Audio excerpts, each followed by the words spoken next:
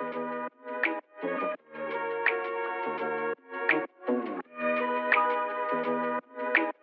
must pay homage to him. What if I told you Shai Gilgeous-Alexander just had a historic third season in the NBA? Yes, not just an all-star worthy season, but arguably an all-NBA worthy one. On paper, his 23.7 points and 5.9 assists per game on 51% shooting seem great, and it is, but to dive into just how underrated SGA has become, well, we'll have to dive a little bit deeper. So hopefully, by the end of this video, I'll have you convinced that A, SGA is at minimum a top 30 player, B, he's as good as shooting guards like Jaylen Brown and Donovan Mitchell, and C, he's criminally underrated and not at all overrated like NBA Twitter might have you believe. But before you judge, make sure to stick around for the whole video and hear what I have to say. Let's get right into it.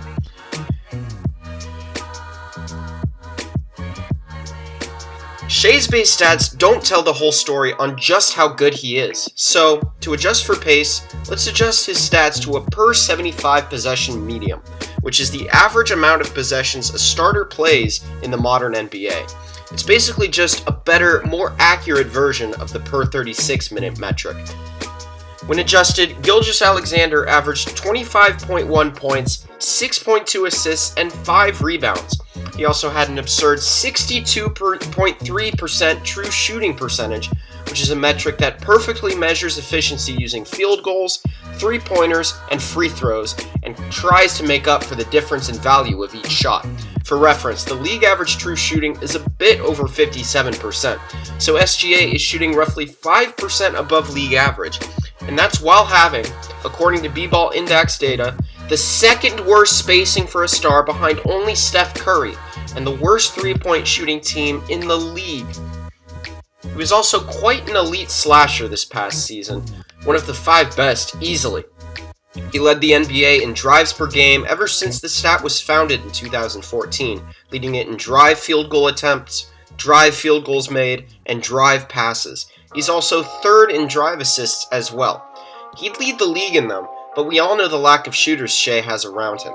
Among players who take at least 6 drive field goal attempts per game, Shai ranks 5th among them in field goal percentage behind only Luka Doncic, Zion Williamson, De'Aaron Fox, and Kyrie Irving.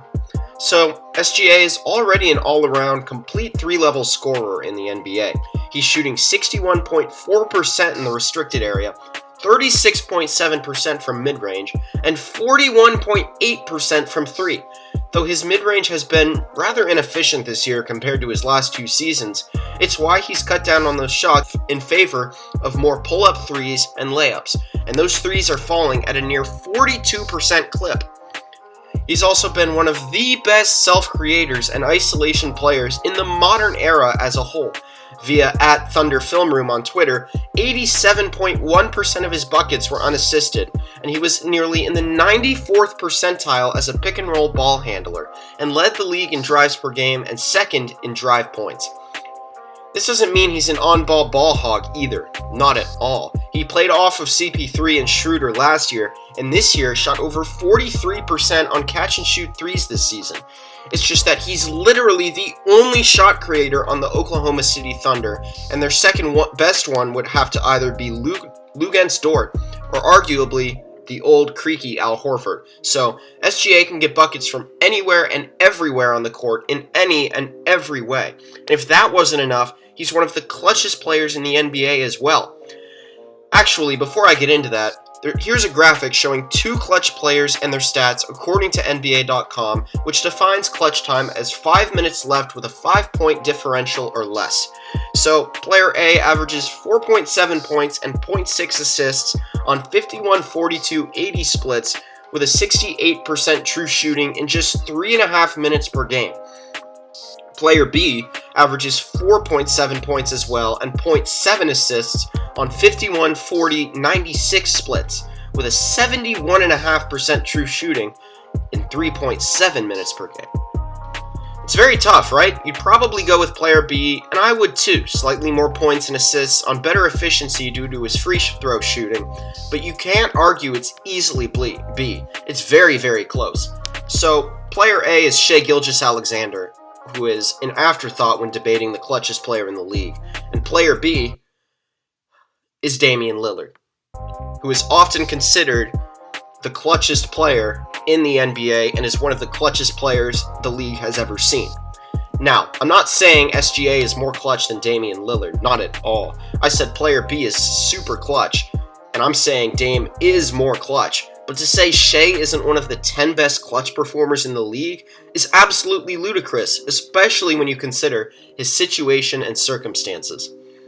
Among players who have played at least 2 games in the clutch, Shai is tied for first in points despite being only 17th in field goal attempts, and would have more assists if his teammates were capable of hitting his damn shots every now and then. And among players who attempt at least 2 clutch shots, SGA ranks 3rd in field goal percentage and 8th in 3-point percentage.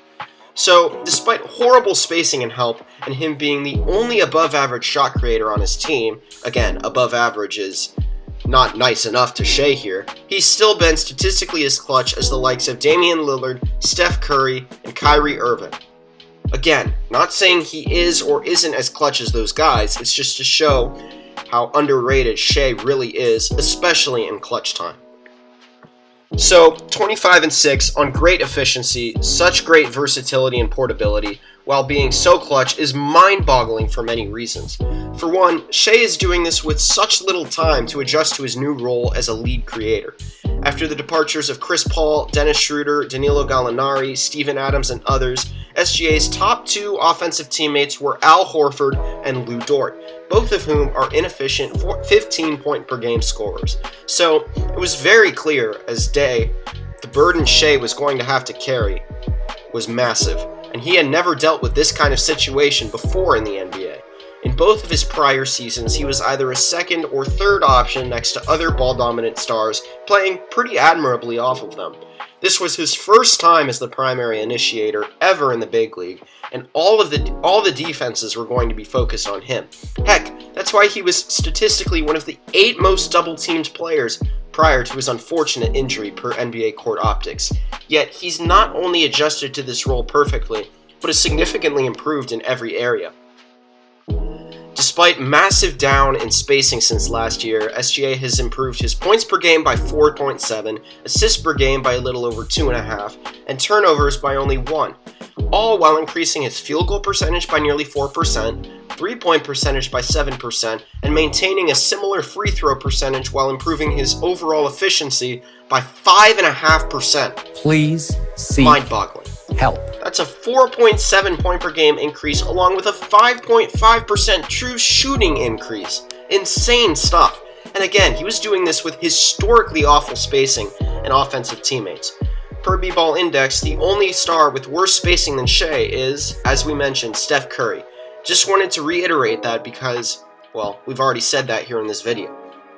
Without SGA the past 15 games, OKC ranked 29th in points, free throw percentage, and true shooting, and dead last in 3-point percentage and field goal percentage, while also ranking dead last in offensive rating, a whole 2.1 points behind the 29th best offense, being the Orlando Magic. Like I said, historically bad offensive help, spacing, and overall teammates for Shai this year. Although, no offense to Lou Dort, he's obviously the GOAT, living legend, urban myth, yada yada, but if he's your second best player, either him or Al Horford, then yeah. So, despite horrible spacing and horrible help, and having very little time to adjust to a never-before-seen role for him, despite all of this, SGA has managed to have a historic fringe All-NBA season. While the 25 points on insane efficiency do show his incredible scoring ability, the 6 assists do not come close to showing his elite playmaking. Well, assists never showcase a player's true ability to playmake, just take Devin Booker and Steph Curry. Some players rack up easy assists since they have great shooters they can pass to, and some don't. Also, playmaking isn't just passing. Passing is the action of throwing a basketball to somebody, preferably somebody who's open. Playmaking, rather, is a combination of passing, gravity, off-ball movement, screen setting, IQ, and many other factors. Luckily for us, Ben Taylor of Thinking Basketball has made a metric called shot creation, better known as box creation, which estimates the shots created for teammates per game. Simple enough stat, right? In this, SGA ranks in the top 20 league-wide with a 10.7 box creation rate, nearing top 15 status. He also nears the top 15 for potential assists at over 8 assists per game, over guys like Draymond Green and Ben Simmons. So yeah, big difference. His playmaking value is also an estimated 0.8, on par or better than guys like Draymond Green, Ben Simmons, or Jason Tatum. All of this is to say that not only is Shai an elite scorer, but he's a near elite passer and definitely an elite playmaker by NBA standards. Add some league average, decent enough defense to that, and you've got yourself an all-star, certainly. He's a clear top 30 player, and some might even say he's top 25. And yes, as someone who watches OKC games, I believe that Shai is in fact a neutral defender.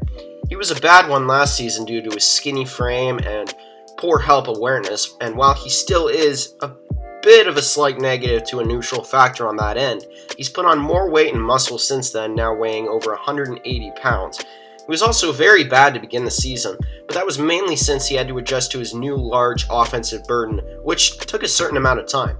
From post-All-Star break till his season-ending injury, SGA was definitely a league average defender who was terrific in passing lanes and off the ball due to his improved IQ and of course that 7-foot wingspan. He will, however, continue to struggle on ball until he adds more muscle or speed, which he's been working on a lot, but team defense is still more important than one-on-one defense anyway. Plus, he still has 6 years till he reaches his peak. At worst, SGA is a slightly below league average defender as of now, but that wouldn't take much away from his tremendous offensive impact. Not at all. Now is the part where I debunk the laziest possible argument against SGA, the whole empty stats argument. See, I didn't know I came here to be disrespected. The Thunder, at 21-47, 13th in the West, being the 4th worst team in the league. Shai's only putting up these numbers because he's on a trash team, right? That makes him a fraud, right? Wrong. With SGA playing, the Thunder had a 16-19 record with a 46% win percentage, which was good enough for a play-in spot at the time, and yes, a chance to make the playoffs. This is the Thunder we're talking about, with a chance to make the playoffs with Shai. He wasn't at 500, but if you want that, call LeBron or Curry, maybe Prime Russ, not a 22-year-old Shai Gilgeous-Alexander. That just goes to show how high the standards are already for Shai. But since his season-ending torn labrum, the Thunder were a pitiful 6-31, a disgusting, disgraceful, dishonorable 15% win rate. Yeah, I don't think I need any impact metrics or nerd statistics to show its true impact. That's a 31% difference in winning basketball. In fact, a 16% win percentage for a whole season would make them the 8th worst team of all time. SGA's Thunder won 46% of games with him, making that a play-in team. That 40% difference in winning is more than night and day. Plus, empty stats is for people who put up big numbers on bad teams but with bad efficiency and little winning impact. Take Jahlil Okafor on the Sixers, Tyreek Evans on the Kings, Marcus Morris on the Knicks in 1920, etc. But SGA is putting up big-time numbers on historic efficiency off the dribble and with tremendous impact. But I've already covered all that. Here, let's compare two young Oklahoma City shooting guard studs. Let's compare James Harden's 3rd NBA season to SGA's. Now yes, I do know James Harden was coming off the bench back then, and I am aware that he had a lower usage rate offensive load than Shai, which is why I'm going to be adjusting their stats to per 34 minutes and 28% usage to make it even.